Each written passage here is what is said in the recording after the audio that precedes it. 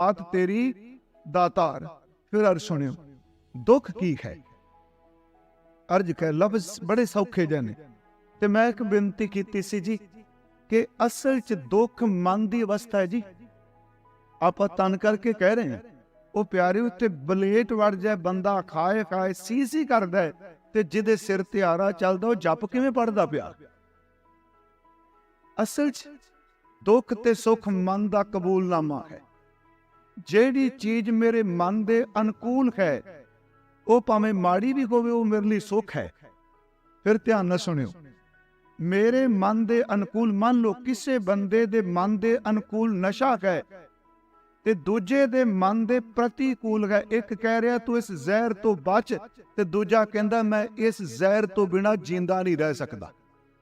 ਯਾਦ ਰੱਖਿਓ, ਇੱਕ ਲਈ ਦੁੱਖ, ਇੱਕ ਲਈ ਸੁੱਖ ਹੈ ਨਾ। ਜਿਹੜੀ ਚੀਜ਼, ਜਿਹੜਾ ਬੰਦਾ, ਜਿਹੜੀ ਗੱਲ ਬੜੇ ਸਰਜ ਹੈ, ਮੇਰੇ ਮਨ ਦੇ ਅਨੁਕੂਲ ਹੋਵੇ ਉਹ ਸੁੱਖ ਹੈ। ਜਿਹੜੀ ਗੱਲ ਮੇਰੇ ਮਨ ਦੇ ਪ੍ਰਤੀਕੂਲ ਹੋਵੇ, ਉਲਟ ਹੋਵੇ, ਉਹ ਮੇਰੇ ਵਾਸਤੇ ਦੁੱਖ ਹੈ।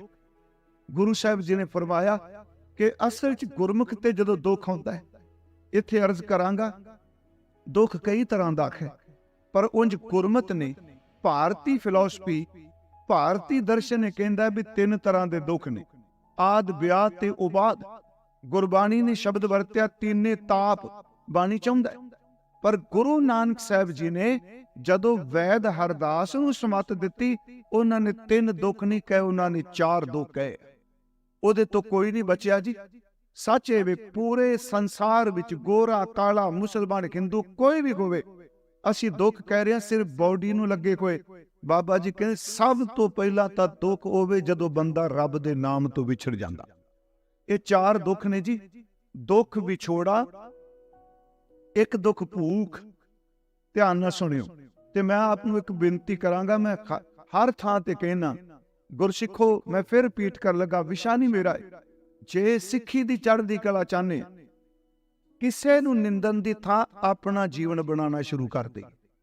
ਫਿਰ ਅਰਜ਼ ਸੁਣ, ਮੈਂ ਪਰਸੋਂ ਸੀ ਜੀ ਫਤਿਹਗੜ੍ਹ ਸਾਹਿਬ, ਮੈਂ ਅਰਜ਼ ਕੀਤੀ ਉਸ ਰਾਤ, ਮੈਂ ਕਿਹਾ ਮੰਨ ਲਓ ਅਸੀਂ ਇੰਨੀ ਡੈਕੋਰੇਸ਼ਨ ਕੀਤੀ, ਮਾਈਕ ਲੱਗੇ ਹੋਣ, ਕੈਮਰੇ ਲੱਗੇ ਨੇ, ਲੰਗਰ ਲੱਗਾ, ਤੇ ਜੇ ਇਸ ਸਟੇਜ ਤੇ ਬੰਦਾ ਹੋਰ ਕਿਸੇ ਦੀ ਗੱਲ ਕਰੇ, ਆਪਾਂ ਕਹਾਂਗੇ ਦੇਖੋ ਇਹ ਖਰਚਾ ਅਸੀਂ ਕੀਤਾ, ਇਹ ਗੱਲਾਂ ਕਿਹਦੀਆਂ ਕਰਦਾ ਪਿਆ। ਸਾਡੀ ਸਿੱਖਾਂ ਦੀ ਸਟੇਜਾਂ ਦਾ ਦੁਖਾਂਤ ਹੋ ਚੁੱਕਾ ਹੈ। ਅਸੀਂ ਇੰਨੇ ਕੁ ਨੈਗੇਟਿਵ ਹੋ ਚੁੱਕੇ ਹਾਂ, ਜਿਹੜੇ ਬੰਦੇ ਧੱਕਾ ਕਰ ਰਹੇ ਅਸੀਂ ਕਥਾ ਉਹਨਾਂ ਦੀ ਕਰ ਰਹੇ ਹਾਂ, ਤੇ ਜਿਹੜੀ ਸ਼ਬਦ ਦੀ ਕਥਾ ਉਹ ਸੰਗਤ ਦੇ ਪੱਲੇ ਪੈਂਦੀ ਵੀ ਨਹੀਂ ਪਈ।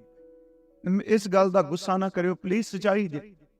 ਹੁਣ ਬੇਨਤੀ ਹੈ ਕਿ 4 ਤਰ੍ਹਾਂ ਦੁੱਖ, ਤੇ ਆਪ ਨੂੰ ਪਤਾ ਜਦੋਂ ਕੋਈ ਪੁੱਛਦਾ ਜੀ ਮੈਂ ਸਿੱਖੀ ਨਾਲ ਕਿਵੇਂ ਜੁੜਾਂ, ਮੈਂ ਉਹਨੂੰ ਬਿਲਕੁਲ ਨਹੀਂ ਪਹਿਲਾਂ ਕਹਿੰਦਾ ਵੀ ਤੂੰ ਆਹ ਕਰ ਲੈ, ਆਹ ਕਰ ਲੈ। ਕਈ ਮਨ ਚ ਆਵੇਗਾ ਵੀ ਤੂੰ ਅੰਮ੍ਰਿਤ ਛਕ ਲੈ, ਮੈਂ ਉਹਨੂੰ ਕਹਿਣਾ ਸਭ ਤੋਂ ਪਹਿਲਾਂ ਜਪਜੀ ਸਾਹਿਬ ਦਾ ਪਾਠ ਸ਼ੁਰੂ ਕਰ।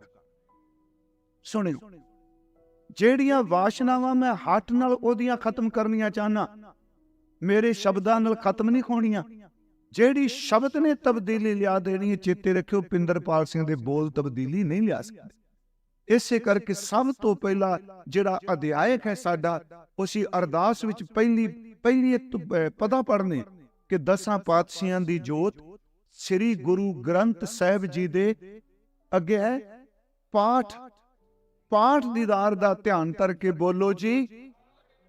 ਹੁਣ ਬੇਨਤੀ ਸੁਣਿਓ, ਇਹ ਲਫ਼ਜ਼ ਸਾਡੇ ਪੂਰਵਜਾਂ ਨੇ ਪਾਇਆ, ਪਾਠ ਦੀਦਾਰ। ਕਿਉਂ?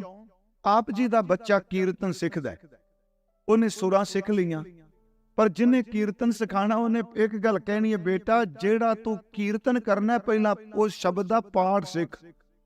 ਕਿ ਸ਼ੁੱਧ ਪਾਠ ਤੋਂ ਬਿਨਾਂ ਕੀਰਤਨ ਕਰ ਸਕੂਗਾ?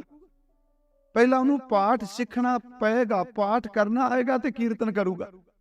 ਜੇ ਮੈਂ ਕਹਿਣਾ ਜੀ ਮੈਂ ਕਥਾ ਸਿੱਖਣੀ ਹੈ, ਤੇ ਸਿਆਣਾ ਵਿਦਵਾਨ ਕਹੇਗਾ ਪਹਿਲਾਂ ਪਾਠ ਕਰਨਾ ਸਿੱਖ।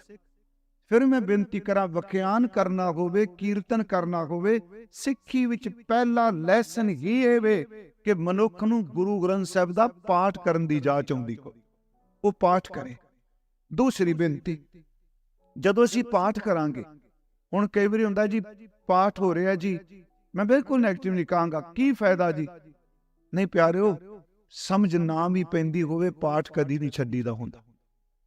ਪਾਠ ਆਪਣਾ ਅਸਰ ਜ਼ਰੂਰ ਕਰੇਗਾ, ਭਾਵਨਾ ਸਹਿਤ ਆਪਾਂ ਜੇ ਪੜ੍ਹੀਏ। ਹੁਣ मैं अर्ज की कि गुरु ग्रंथ साहिब की बाणी च हजूर ने 4 दुख कहे आ।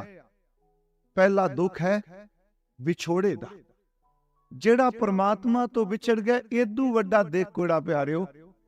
जिस नूं परमात्मा भुल जाए, गुरु साहब ने तो बाणी च कहा कि वाहिगुरु जी हर बिन जियो जल बल जाओ, मैं अपना गुर पूछ देखिया अवर नाही था। सवेरे मैं जदों कथा कीती सी इत्थे मखीने दी, मैं अर्ज कीती सी 12 माह दी पहले शब्द दी पहली तोकी है वे कि असी कर्मा करके विछड़ गया, विछोड़े करके दुखियां तू कृपा करके मिला दे। किरत कर्म के विछड़े कर कृपा मेलो राम। पहला तो दुख विछोड़ा बड़े सरल है। दुख विछोड़ा अंदरों बंदा टुटा होया है ते बाहरों सुख दी भाल भी तुर तुरदा है, बाहरों दुनिया भर दे पदार्थ इकट्ठे हो जाण। सीधी गल जो गुरु ग्रंथ साहिब जी ने कहा, मान लो एक स्टेट 2 स्टेट पूरी इस प्लैनेट छड्डो, जिथों तक खंड ब्रह्मंड ने सारी धरती दा ऐश्वर्य राज साम के बंदा सुख हो जाऊगा। गुरु साहब ने गल मुका दी, सगल सृष्टि को राजा दुखिया। जे सारी सृष्टि दे राज सुख हुंदा ते ओदे कोल पीस ऑफ माइंड, ओदा मन ना शांत हुंदा। गुरु साहब ने कहा पहली गल तेनू ये समझ नहीं पैंदी पई तेरी सुरत टुट्टी का टुट्टी कोई सुरत दुख विच ही जांदी। दुख विछोड़ा। दूजा शब्द है एक दुख भूख। भुख दर्द पेट दी भुख नहीं प्यारिओ, ढिड दी भुख तां 2 रोटियां खादियां मुक जांदी है, मन दी भुख तां सारी दुनिया खांदियां भी कदी मुकदी नहीं हुंदी। सब कुछ अखां दी भुख अपनी, कन्नां दी भुख अपनी, जीव दी भुख अपनी। दूजा दुख मानसिक भुख। तीसरा दुख शरीर नूं लगे कोई रोग ने। चौथा दुख बंदे नूं मौत दा है। मैं फिर अर्ज करांगा कि चलदा भी शब्द उत्ते नहीं, प्लीज शब्द ना चलाओ क्योंकि मैं प्रमाण वख-वख देने हुंदे। हाँ जी हाँ जी, सतगुरां शब्द वरतिया ये 4 दुख ने। एक आ दुख ने परिवार विच आउंदे ने। जे दुख नूं दुख ना मन्ने, फिर बेनती सुनियो, पूर्ण पुरख ये गुरु तेग बहादुर साहब जी ने बिल्कुल नहीं कहा उन्होंने दुख नहीं आउंदा। कह लगे बिल्कुल पूर्ण ब्रह्म ज्ञानी नूं भी दुख हुंदा है, वो दुख नूं दुख दे रूप च जानदा नहीं, वो दुख नूं दारू दे रूप विच दवाई दे रूप विच कमान लग पैंदा। जिन्हों आप पढ़दे हो दुख दारू सुख रोग पिया, होर सौखी बेनती करदे। दुख बड़ी भैड़ी चीज है। बंदा विचलित हो जाता, शदाई हो जाता है, कमला हो जाता है। लोग सचमुच सुसाइड करन तक जाते। गुरु नानक साहब बड़ा सोहना एक तरीका दसदे, कहन लगे कदी वैद कोल जा, हकीम कोल जा, जिस जहर नाल लोग मर जाते हैं। सप डंग मारे बंदे मर जाते हैं जी, मोहरा खा के बंदे मर जाते हैं।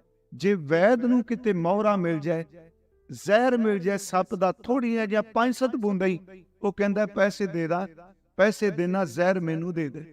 जे कोई कहे जहर मौत है, कहंदा मौत तां ही जे सिद्धा देंगे तां, तू मैनू जहर दे दे, इहदे च मैं जड़ियां बूटियां मिलावांगा, यही जहर मैं कुश्ता बना के दवाई दियां गोलियां बनावांगा ते मरदियां होइआं नूं खवा के मैं बचा सकांगा। फिर सुनियो, दुख जहर है, बड़ा तंग करदा है, पर जे उस जहर विच गुरु नानक साहब जी कहंदे ने तू परमात्मा दे नाम दा मसाला पा दे।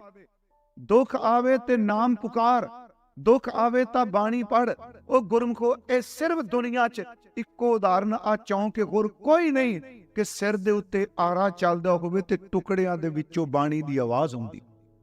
इदों वड्डा दुख की ध्यान नाल सुनियो बेनती। महाराज जी ने कहा दुख मोहरा, दुख जहर है, मारन हर नाम। इत्थे मारन दा अर्थ है मसाला, जो कुश्ता कर ले। मारन हर नाम सिला संतोख पीसन अत दान। भाई सिखा, दुख दे जहर नूं तू बाणी दा मसाला पा पा के दवाई बना लै, क्योंकि दुख तेरी सुरत नूं डिग्गन नहीं फिरदा है। गुरु साहब ने शब्द वरतिया कि जो नर दुख मैं दुख नहीं मैं। फिर सुनियो, दुख मनदा नहीं, दुख नूं आ रहा है कि आरा दुख नहीं, उबलदी देग दुख नहीं, रूह च लपेट देना दुख नहीं, 7 साल ते 9 साल दे गुरु दे लाला नूं नीआं च चुनना ते परत के जिबा कर देना दुख नहीं। मेरी बेनती है, दुख हुंदा है, पर दुख नूं दुख दे रूप स्वीकार देने की। महाराज कहंदे जो नर दुख मैं दुख नहीं माने। अगला बचन सुख सने, इकट्ठा पाठ करांगे। ਸੁੱਖ ਨਾਲ ਮੁਹੱਬਤ ਨਹੀਂ ਕਰ ਰਿਹਾ। ਸਨੇਹ ਦਾ ਅਰਥ ਹੈ ਪਿਆਰ। ਦੁੱਖ ਦਾ ਵਿਰੋਧ ਕੋਈ ਨਹੀਂ ਤੇ ਸੁੱਖ ਦੀ ਪਕੜ ਕੋਈ ਨਹੀਂ। ਤੇ ਮਹਾਰਾਜ ਕਹਿੰਦੇ ਸੁੱਖ ਸਨੇਹ ਅਰ ਭੈ ਨਹੀਂ ਜਾਂਕੈ, ਉਹਨੂੰ ਕੋਈ ਕਿਸੇ ਕਿਸਮ ਦਾ ਡਰ ਨਹੀਂ। ਤੇ ਅਗਲੀ ਗੱਲ ਜੀ, ਏਡੀ ਕਮਾਲ ਦੀ ਬਿਰਤੀ, ਕੰਚਨ ਮਾਟੀ ਮਾਨੈ, ਹਾਲਾ ਮਿੱਟੀ ਤੇ ਸੋਨਾ ਇੱਕ ਹੋ ਸਕਦਾ? ਮੇਰੀ ਫਿਰ ਅਰਜ਼ ਹੈ, ਇਹ ਸਾਰੇ ਦਾ ਸਾਰਾ ਸ਼ਬਦ ਇੱਕ ਬ੍ਰਹਮ ਗਿਆਨੀ ਦੀ ਸੁਰਤ ਹੈ। ਜੋ ਨਰ ਦੁੱਖ ਮੈਂ ਦੁੱਖ ਨਹੀਂ ਮਾਨੈ, ਸੁਖ ਸਨੇਹ ਅਰ ਭੈ ਨਹੀਂ ਜਾਕੈ, ਕੰਚਨ ਮਾਟੀ ਮਾਨੈ। ਅਗਲਾ ਬਚਨ ਨੈ ਨਿੰਦਿਆ। ਤੇ ਉਂਝੇ ਸੱਚ ਪੁੱਛੋ ਨਾ, ਇਹ ਸਾਰਾ ਸ਼ਬਦ ਸਿਰਫ ਦੋ ਲਫ਼ਜ਼ਾਂ ਦੀ ਵਿਆਖਿਆ, ਦੁੱਖ ਤੇ ਸੁੱਖ। ਫਿਰ ਧਿਆਨ ਨਾਲ ਸੁਣਿਓ, ਦੁੱਖ ਤੇ ਸੁੱਖ। ਅਰਜ਼ ਫਿਰ ਸੁਣਿਓ ਕਿ ਜੇ ਸੋਨਾ ਮਿਲ ਜਾਏ ਸੁੱਖ, ਮਿੱਟੀ ਮਿਲ ਜਾਏ ਦੁੱਖ। ਜੇ ਉਸਤਤ ਹੋ ਜਾਏ ਸੁੱਖ, ਨਿੰਦਿਆ ਹੋ ਜਾਏ ਦੁੱਖ, ਮਾਨ ਹੋ ਜਾਏ ਸੁੱਖ ਤੇ ਅਪਮਾਨ ਹੋ ਜਾਏ ਦੁੱਖ। ਇਹੀ ਹੈ ਨਾ ਜੀ। ਦੇਖੋ ਸਾਰੇ ਦਾ ਸਾਰਾ ਸ਼ਬਦ ਸਿਰਫ ਦੋ ਲਫ਼ਜ਼ਾਂ ਤੇ ਵੇ, ਦੁੱਖ ਤੇ ਸੁੱਖ। ਜੋ ਨਰ ਦੁੱਖ ਮੈਂ ਦੁੱਖ ਨਹੀਂ ਮਾਨੈ, ਸੁਖ ਸਨੇਹ ਅਰ ਭੈ ਨਹੀਂ ਜਾਣਕੈ, ਕੰਚਨ ਮਾਟੀ ਮਾਨੈ। ਅਗਲਾ ਨੈ ਨਿੰਦਿਆ ਨੈ ਉਸਤਤ ਜਾਣਕੈ। ਇਹ ਬੜਾ ਮੁਸ਼ਕਲ ਜੇ ਜੀ ਜਰਨਾ। ਇਹ ਦੋ ਚੀਜ਼ਾਂ ਮਾਰ ਦਿੰਦੀਆਂ ਨੇ। ਤੇ ਸੱਚ ਤੁਹਾਨੂੰ ਦੱਸਾਂ, ਮਨੋਵਿਗਿਆਨ ਕਹਿੰਦਾ ਹੈ ਉਸਤਤ ਹਮੇਸ਼ਾ ਲਾਲਚੀ ਤੇ ਹਿਰਸੀ ਬੰਦੇ ਕਰਦੇ ਆ, ਤੇ ਨਿੰਦਿਆ ਹਮੇਸ਼ਾ ਈਰਖਾਲੂ ਬੰਦੇ ਕਰਦੇ ਹੁੰਦੇ ਆ। ਇਹ ਸਚਾਈ ਹੈ ਜੀ।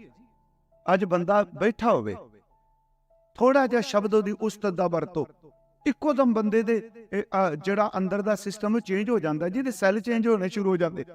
ਜਿਹੜੇ ਸੋਗ ਦੇ ਸੈੱਲ ਨੇ ਉਹ ਖੁਸ਼ੀ ਦੇ ਫਲ ਲੱਗ ਪੈਂਦੇ। ਨਿੰਦਿਆ ਕਰੋ ਤੇ ਇੱਕਦਮ ਬੰਦਾ ਡਿੱਗ ਪੈਂਦਾ। ਮਹਾਰਾਜ ਕਹਿੰਦੇ ਨੇ ਨੈ ਨਿੰਦਿਆ ਨੈ ਉਸਤਤ ਜਾਣਕੈ, ਲੋਭ ਮੋਹ ਅਭਿਮਾਨਾ, ਨਾ ਲਾਲਚ ਨਾ ਮੋਹ ਤੇ ਨਾ ਹੰਕਾਰ। ਮਹਾਰਾਜ ਸ਼ਬਦ ਵਰਤ ਰਿਹਾ, ਜੋ ਨਰ ਦੁੱਖ ਮੈਂ ਦੁੱਖ ਨਹੀਂ ਮਾਨੈ, ਸੁਖ ਸਨੇਹ ਅਰ ਭੈ ਨਹੀਂ ਜਾਣਕੈ, ਕੰਚਨ ਮਾਟੀ ਮਾਨੈ। ਰਹਾਓ ਨੈ ਨਿੰਦਿਆ ਨੈ ਉਸਤਤ ਜਾਣਕੈ, ਲੋਭ ਮੋਹ ਅਭਿਮਾਨਾ, ਹਰਕ ਸੋਗ ਤੇ ਰਹਿ ਨਿਆਰੋ। ਵੇਖੋ ਨਿਆਰੋ, ਹਰ ਇੱਕ ਸੋਗ ਤੇ ਰਹੇ ਨਿਆਰੋ, ਨਾਹੇ ਮਾਨ ਅਪਮਾਨਾ, ਆਸਾ ਮਨਸਾ। ਮਨਸਾ ਦਰ ਤੇ ਮਨੀਸ਼ਾ, ਫੁਰਨਾ ਪੈਦਾ ਹੋਣਾ, ਮੈਨੂੰ ਆ ਮਿਲ ਜਾਏ। ਤੇ ਮਨਸਾ ਤੋਂ ਬਾਅਦ ਫਿਰ ਆਸਾ ਹੁੰਦੀ ਹੈ, ਜੋ ਸੋਚਿਆ ਮਿਲੇਗਾ। ਆਸਾ ਮਨਸਾ ਸਗਲ ਤਿਆਗੈ, ਜਗ ਤੇ ਰਹਿ ਨਿਰਾਸਾ। ਪਿਆਰਿਓ ਅਗਲੀ ਏਡੀ ਅਵਸਥਾ ਕਿਸੇ ਦੀ ਉੱਚੀ ਹੋਵੇਗੀ। ਕਾਮ ਕ੍ਰੋਧ ਜੇ ਬਰਸੈ ਨਾ। ਲੋ ਪਿਆਰਿਓ ਫੁਰਨਾ ਵੀ ਨਾ ਉੱਠਣਾ। ਮੈਂ ਫਿਰ ਬੇਨਤੀ ਕਰਾਂ, ਮੈਂ ਕਿਹਾ ਗਿਆਨੀ ਕੱਲਾ ਲਾਇਬ੍ਰੇਰੀ ਚ ਕਿਤਾਬਾਂ ਪੜ੍ਹ ਕੇ ਨਹੀਂ, ਆ ਹੈ ਗਿਆਨ ਜਿਸ ਅੰਦਰ ਕਾਮ ਤੇ ਕ੍ਰੋਧ ਦਾ ਫੁਰਨਾ ਵੀ ਨਾ ਉੱਠੇ। ਕਾਮ ਕ੍ਰੋਧ ਜੇ ਪਰਸੈ ਨਾਇਨ ਤੇ ਘਟ, ਬ੍ਰਹਮ ਨਿਵਾਸਾ ਉਹ ਬ੍ਰਹਮ ਗਿਆਨੀ ਹੈ। ਮਹਾਰਾਜ ਇਹ ਕਿਹੜੀ ਕਮਾਈ ਕਰੀਏ, ਕਿਹੜਾ ਸ਼ਬਦ ਕਮਾਈਏ? ਗੁਰੂ ਤੇਗ ਬਹਾਦਰ ਸਾਹਿਬ ਕਹਿੰਦੇ ਇਹ ਕਮਾਈਆਂ ਨਾਲ ਨਹੀਂ ਮਿਲਦਾ, ਇਹ ਕਿਰਪਾ ਨਾਲ ਮਿਲਦਾ। ਜੇ ਕਮਾਈਆਂ ਨਾਲ ਮਿਲਦਾ ਹੋਵੇ ਸਾਰੇ ਨਾ ਕਮਾ ਲੈ। ਮਹਾਰਾਜ ਕਹਿੰਦੇ ਗੁਰ ਕਿਰਪਾ ਜੇ ਨਰ ਕੋ ਕੀਨੀ। ਬਸ ਸਾਰੀ ਗੱਲ ਕਹਿ ਕੇ ਇਹ ਨਹੀਂ ਕਿ ਤੂੰ ਆ ਸ਼ਬਦ ਬੋਲ, ਆ ਸ਼ਬਦ ਬੋਲ। ਗੱਲ ਕਿਰਪਾ ਤੇ ਮੁਕਾ ਦਿੱਤੀ। ਗੁਰ ਕਿਰਪਾ ਜੇ ਨਰ ਕੋ ਕੀਨੀ। ਤੇ ਇਹ ਜੁਗਤ ਜੁਗਤ ਦਰ ਤੇ ਜ਼ਿੰਦਗੀ ਜੀਣ ਦਾ ਤਰੀਕਾ, ਤੇ ਇਹ ਜੁਗਤ ਪਛਾਨੀ, ਨਾਨਕ ਲੀਨ ਭਇਓ ਗੋਬਿੰਦ ਸਿਓ, ਜਿਉ ਪਾਣੀ ਸੰਗ ਪਾਣੀ। ਇਸ ਤਰ੍ਹਾਂ ਲੀਨ ਹੋ ਗਿਆ ਜਿਵੇਂ ਪਾਣੀ ਵਿੱਚ ਪਾਣੀ ਸਮਾ ਜਾਂਦਾ। ਫਿਰ ਬੇਨਤੀ ਸੁਣਿਓ, ਇਹ ਸ਼ਬਦ ਗੁਰੂ ਤੇਗ ਬਹਾਦਰ ਸਾਹਿਬ ਜੀ ਨੇ। ਹੁਣ ਇਸ ਤੋਂ ਪਹਿਲਾਂ ਸੁਖਮਨੀ ਸਾਹਿਬ ਦੀ ਬਾਣੀ ਚ ਇਸੇ ਸ਼ਬਦ ਦੀ ਫਿਰ ਅਰਜ਼ ਹੈ। ਆ ਜਿਹੜਾ ਸ਼ਬਦ ਸੋਰਠ ਰਾਗ ਚ ਹੈ, ਇਸ ਤੋਂ ਪਹਿਲਾਂ ਇਹ ਸ਼ਬਦ ਜਿਹੜਾ ਹੈ ਬਿਲਕੁਲ ਇਨ ਬਿਨ ਇਹਦੇ ਨਾਲ ਮਿਲਦਾ ਉਹ ਸੁਖਮਨੀ ਸਾਹਿਬ ਦੀ 9ਵੀਂ ਅਸ਼ਟਪਦੀ ਵਿੱਚ। ਉਹ ਗੁਰੂ ਅਰਜੁਨ ਦੇਵ ਜੀ ਨੇ ਕਮਾਇਆ। ਉਹ ਸ਼ਬਦ ਪ੍ਰਭ ਕੀ ਆਗਿਆ ਆਤਮ ਹਿਤਾਵੈ, ਜੀਵਨ ਮੁਕਤ ਸੋ ਕਹਾਵੈ, ਤੈਸਾ ਹਰਖ ਤੈਸਾ ਸੋਗ, ਸਦਾ ਆਨੰਦ ਤੈ ਨਾਹਿ ਵਿਜੋਗ, ਤੈਸਾ ਸਵਰਨ ਤੈਸੀ ਉਸ ਮਾਟੀ, ਤੈਸਾ ਅੰਮ੍ਰਿਤ ਤੈਸੀ ਬੇਖਾਟੀ, ਤੈਸਾ ਮਾਨ ਤੈਸਾ ਅਭਿਮਾਨ, ਤੈਸਾ ਰੰਕ ਤੈਸਾ ਰਾਜਾਨ। ਵੇਖੋ ਕਮਾਲ ਦੀ ਗੱਲ ਕਿ ਦਾਦਾ ਲਾਹੌਰ ਤੱਤੀ ਤਵੀ ਤੇ ਬੈਠ ਰਹੇ ਨੇ ਗੁਰੂ ਅਰਜੁਨ ਦੇਵ ਜੀ। ਪਰ ਮੇਰੀ ਬੇਨਤੀ ਹੈ, ਤੱਤੀ ਤਵੀ ਤੋਂ ਬੈਠਣ ਤੋਂ ਪਹਿਲਾਂ ਉਹ ਪੂਰਨ ਪੁਰਖ ਦੀ ਡੈਫੀਨੇਸ਼ਨ ਗੁਰੂ ਗ੍ਰੰਥ ਸਾਹਿਬ ਦੀ ਬਾਣੀ ਚ ਦੇ ਰਹੇ ਕਿ ਭਾਈ ਜੀਵਨ ਮੁਕਤ ਕੌਣ ਹੁੰਦਾ ਹੈ? ਜਿਹੜਾ ਦੁੱਖ ਦੁੱਖ ਤੋਂ ਨਿਰਲੇਪ। ਮਹਾਰਾਜ ਜੀ ਨੇ ਸ਼ਬਦ ਵਰਤੇ ਕਿ ਉਹਦਾ ਜੀਵਨ ਕਹੇ, ਤੈਸਾ ਹਰਕ ਤੈਸਾ ਸੋਗ, ਸਦਾ ਆਨੰਦ ਤੈ ਨਾਹਿ ਵਿਜੋਗ, ਤੈਸਾ ਸਵਰਨ